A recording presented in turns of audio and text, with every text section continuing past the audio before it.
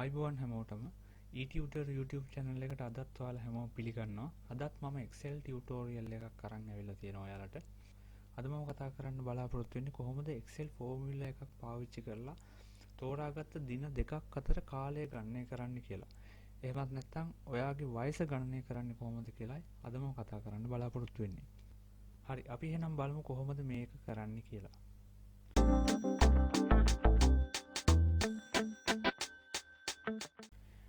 මේකට මම ඉස්සල්ලාම ටයිප් කරගන්නවා ආරම්භක දිනයක්. උදාහරණයක් විදිහට අපි හිතමු ඒක කාගේ හරි උපන් දිනයක් කියලා.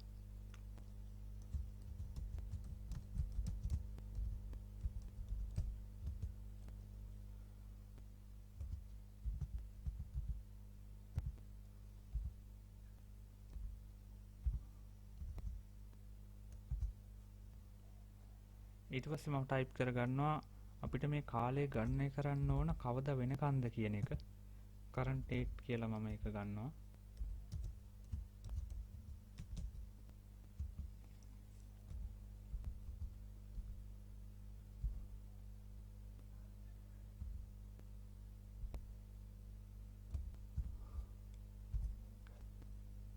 හරි, මේ දෙක අතර කාලය තමයි අපිට ගණනය කරගන්න ඕන. අපි බලමු කොහොමද මේක ගණනය කරන්න කියලා.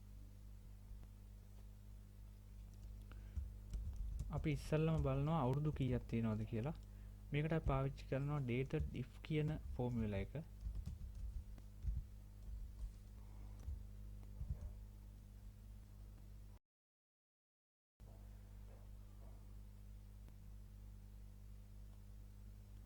ඉස්සල්ලාම මම ආරම්භක දිනේ දෙනවා.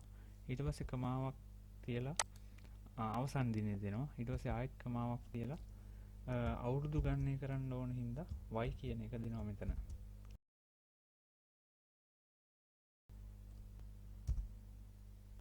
හරි, අවුරුදු 15ක් කියලා ඔයාලට පේනවා ඇති. ඊට පස්සේ අපි බලමු මාස කීයක් තියෙනවද කියලා. ඉස්සල්ලා වගේම තමයි dated if කියන ෆෝමියුලා එක තමයි මෙතනත් පාවිච්චි කරන්නේ.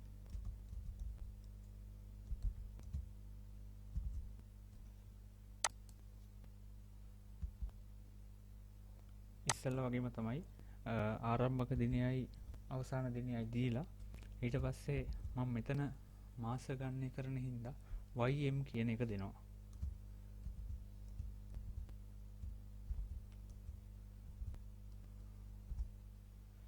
මාස 7ක් කියලා ඔයාලට පේනවා ඇති. ඊට පස්සේ අපි බලමු දින කීයක් තියෙනවද කියලා.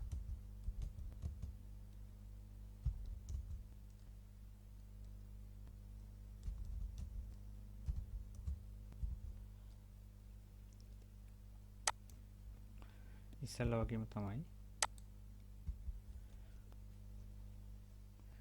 දින ගාන ගණනය කරන්න මෙතන MD කියලා මම ටයිප් කරනවා.